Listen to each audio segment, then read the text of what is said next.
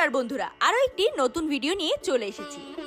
আজকের ভিডিওতে আমরা এমন একটি মন্দিরের পেছনে লুকিয়ে থাকা সত্যতা বা সেই মন্দির স্থাপনের পেছনের রহস্য সম্পর্কে জানবো, যা আমাদের প্রতিজ্ঞা সম্পর্কেও কিন্তু একবার ভাবিয়ে তুলতে বাধ্য করবে। একটি প্রতিজ্ঞার মাহাত্ম্য কতটা আপনার জীবনে? একটা ইংরেজিতে কথা আছে অবশ্য যে promises are made to be broken, কিন্তু সত্যি কি তা সত্যি, নাকি এর পেছনে রয়েছে কোনো এক গভীর রহস্য? প্রতিজ্ঞা যদি বদ্ধ মানুষ সে প্রতিজ্ঞা লঙ্ঘন করে তাহলে কি হতে পারে?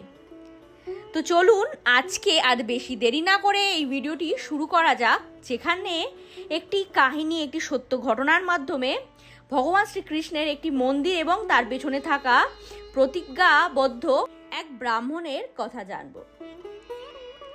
এই ধরনের আরও অনেক ভিডিও পেতে চ্যানেলটি সাবস্ক্রাইব করে বেল আইকনটি প্রেস করে পাশে থাকবেন প্লিজ। উড়িষ্যার বিদ্যানগর থেকে পবিত্র তীর্থযাত্রার জন্য দুই ব্রাহ্মণ বেরোলেন, একজন প্রবীণ এবং অন্যজন কম বয়সী। বিভিন্ন জায়গা ঘুরে তারা শেষে পৌঁছলেন কোথায়? শ্রীকৃষ্ণের লীলাক্ষেত্র বৃন্দাবনে। আহা, সে কি মনোময় দর্শন, সে কি মনোমুগ্ধ বাতাবরণ, আর হবে নাই বা কেন? সে যে আমাদের পরম পিতা শ্রীকৃষ্ণের লীলাক্ষেত্র বলে কথা। তারা বৃন্দাবনের বিভিন্ন মন্দির দর্শন করলেন এবং যুবক ব্রাহ্মণটি এই সময় প্রবীণ ব্রাহ্মণের খুবই সেবা যত্ন সমস্ত কিছুই করলেন। এরপর যুবক ব্রাহ্মণের সেবায় সন্তুষ্ট হয়ে প্রবীণ ব্রাহ্মণটি বললেন, হে যুবক, আজ তুমি কত সুস্বাদু প্রসাদ ভোজন করালে আমায়। আমি খুবই উৎফুল্ল আর প্রসন্ন হয়েছি।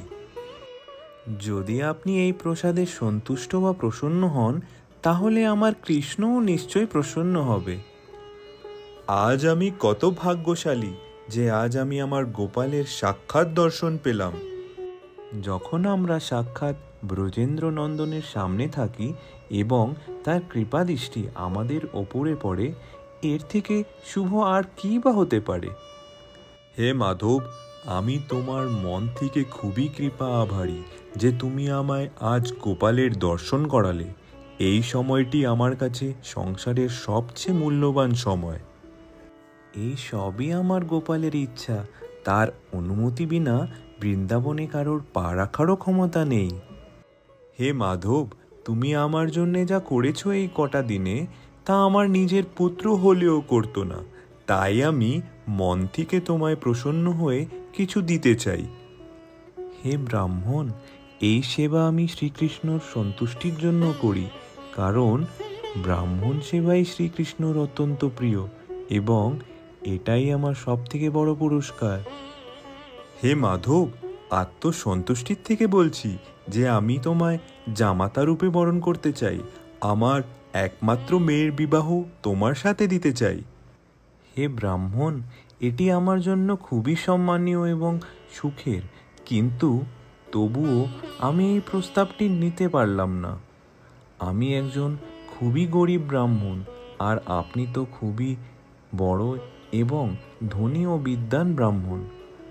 আপনি তো এখানে আমায় কথা দিচ্ছেন, কিন্তু যদি আপনার পরিবারের সকলে এই কথাটি না মেনে নেয়? দয়া করে তাড়াহুড়োতে কোনো কথা দেবেন না।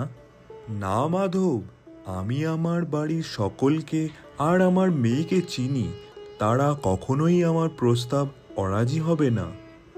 তাহলে এই বৃন্দাবন ধামে দাঁড়িয়ে আপনি ভগবান শ্রী গোপালের সামনে এই কথাটি দিন। নিশ্চয়, তবে তাই করি। এই বলা মাত্র তারা অর্থাৎ সেই প্রবীণ এবং নবীন ব্রাহ্মণ শ্রীকৃষ্ণের মূর্তির সামনে এসে দাঁড়ালেন। হে গোপাল, আমি এই যুবকের সেবায় অত্যন্ত প্রসন্ন এবং আমি আমার কন্যার বিবাহ এই যুবকের সাথে দেব বলে কথা দিলাম। হে ভগবান, কৃপা করে আমার এই প্রতিজ্ঞার সাক্ষী থাকুন। হে গোপাল, এই ব্রাহ্মণ আমার সাথে তার কন্যার বিবাহ দিক বা না দিক তাতে আমার বিন্দুমাত্রও চিন্তা নেই, কিন্তু আমার একটা চিন্তার বিষয় যে বৃন্দাবনের মতন পবিত্র স্থানে এসে যেন এই ব্রাহ্মণ মিথ্যা কথা না বলে, তাই এনাকে আপনার কাছে সাক্ষী দেওয়াতে এলাম। এই বার্তালাপের পর দুজনেই নিজের ঘরে ফিরে গেলেন। আচ্ছা বলো তো, ব্রাহ্মণ নিজের কথাটা শেষ অবধি রাখতে পারলো, নাকি শেষমেশ গিয়ে মাধবের কথাটাই সত্যি হলো? জানতে হলে কিন্তু দ্বিতীয় পার্টটি অবশ্যই দেখতে হবে। তাই এই ভিডিওটি যদি আপনাদের ভালো লেগে থাকে, ভিডিওটি লাইক করে চ্যানেলটি সাবস্ক্রাইব করে কমেন্ট বক্সে অবশ্যই লিখুন পার্ট 2। দেখা হচ্ছে একটি নতুন ভিডিও নিয়ে। Till then tata, take care of yourself and your mom dad. Joy Shrikrishna, Radhe.